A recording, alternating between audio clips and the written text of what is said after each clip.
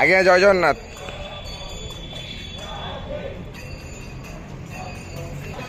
हरि बोलो हरि हरि बोलो हरि हरि बोलो।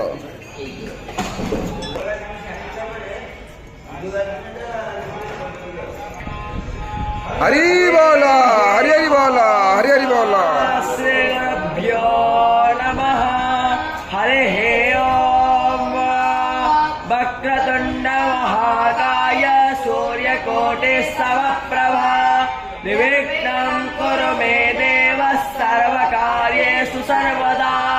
वन्देऽहं मङ्गलात्मानं भासस्वङ्गेदविग्रहम् याज्ञवैज्ञं मुनिश्रेष्ठं कृष्णं हरिहरप्रभो बाहुभ्यां मुताते नमः।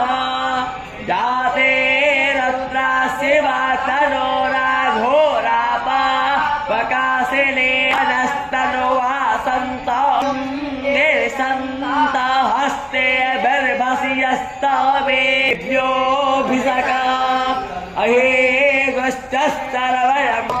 हरि बोलो हरि हरि बोलो हरि हरि बोलो।